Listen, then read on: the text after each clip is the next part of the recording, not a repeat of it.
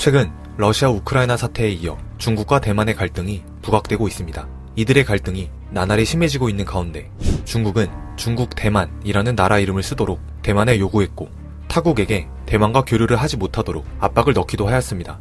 그렇다면 비슷하면서도 다른 나라 중국과 대만은 왜 이렇게 사이가 나쁜 것일까요?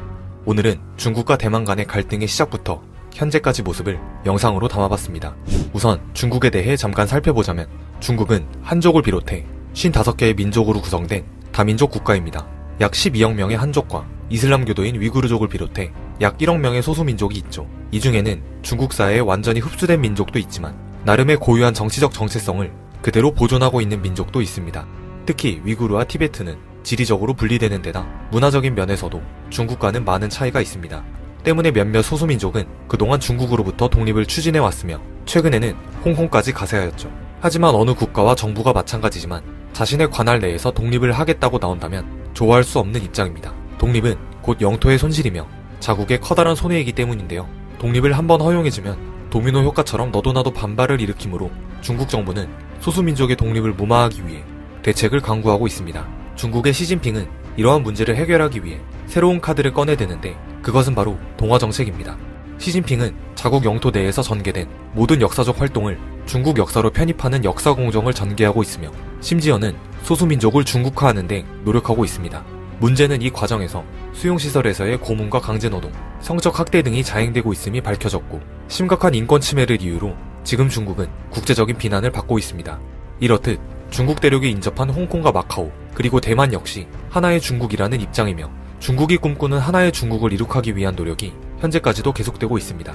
애당초 대만과 중국 본토의 관계가 긴밀해진 것은 17세기 명나라가 멸망하고 청나라가 건국되었을 때부터입니다. 당시 대만 땅은 네덜란드가 통치하고 있었는데요. 정치가였던 정성공은 명의 멸망 이후에도 이곳에서 명나라의 맥을 잇고자 했습니다. 그렇게 정성공은 당시 대만 땅을 통치하던 네덜란드군을 몰아내고 이곳에서 청나라에 반대하는 활동을 전개했습니다. 하지만 정성공이 청의 공격에 패배하게 되고 청은 완전한 중국 지배를 달성하게 되었습니다. 시간이 흘러 1911년 신의 혁명으로 청나라가 무너지고 중화민국이 수립됩니다. 청나라가 무너짐에 따라 황제 전제체제도 무너졌지만 이곳에는 군벌로 불리던 군인 세력이 곳곳을 지배하게 되었습니다. 그렇게 중국의 혼란기가 시작된 것이죠.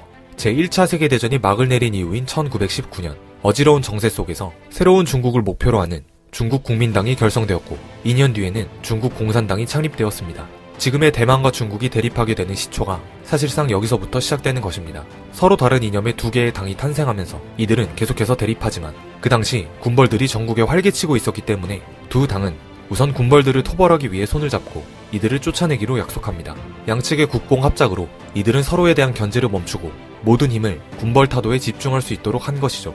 이것이 제1차 국공 합작입니다. 후에 군벌 세력을 이끌던 장쩌린이 패배하면서 군벌 타도는 성공했지만 이 과정에서도 국민당과 공산당은 계속해서 대립하였습니다.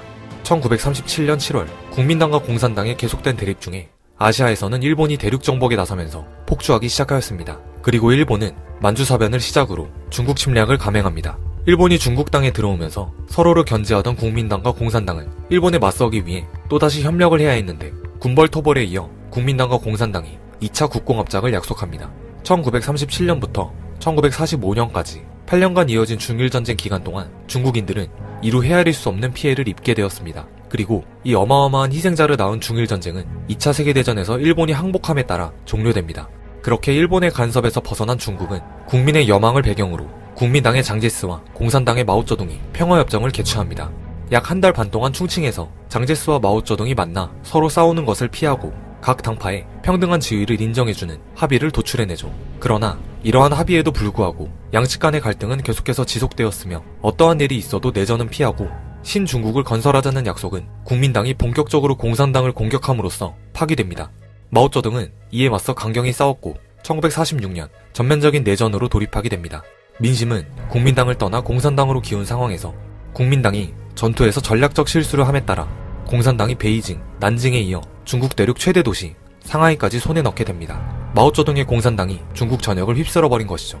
내전에서 승리한 중국 공산당이 1949년 10월 중화인민공화국을 건국하자 국민당은 대만으로 건너갔고 1차부터 2차까지 20년이 넘는 기간 동안 계속된 내전에서 공산당이 최후의 승자가 되었습니다.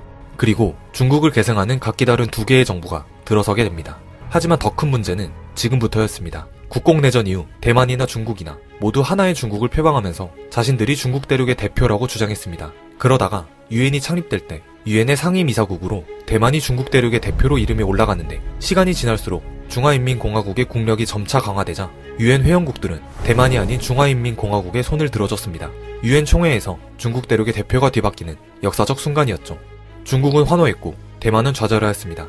이 사건은 서방국들이 대만보다는 인구가 많고 힘이 센 중국에 관심을 갖기 시작했음을 의미했으며 대만은 힘의 논리대로 국제 질서의 냉혹한 현실을 받아들여야 했습니다.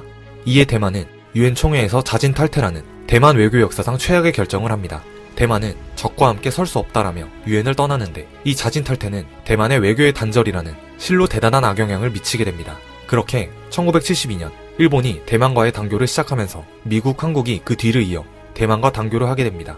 중국과 대만의 운명을 가른 유엔 총회 사건 이후 많은 국가가 대만과 국교를 끊었습니다. 그리고 중국은 지금까지도 대만과 국교를 유지하는 국가에 국교 단절의 압력을 행사하고 있죠. 당시 대만의 유엔 탈퇴는 현재까지도 대만이 국가의 지위를 제대로 인정받지 못하는 데에 결정적인 영향을 미치고 있습니다. 평창 올림픽에 참가할 때도 대만은 대만해라는 이름을 쓰지 못하고 차이니스 타이페이라는 이름을 써야만 출전이 가능했습니다. 이러한 상황 속에서 하나의 중국을 외치고 있는 중국은 대만을 중국의 일부로 생각하고 있으며 주권과 영토의 완결성을 위해 통일을 포기할 수 없다는 입장을 보이고 있습니다. 반대로 대만은 하나의 중국 원칙을 근본적으로 거부하고 독립적인 지위 확보에 힘쓰고 있습니다. 이렇듯 통일하려는 중국과 벗어나려는 대만의 대립은 현재까지도 계속되고 있으며 이 과정에서 불안정한 상황과 위기가 반복될 것으로 보여지고 있습니다.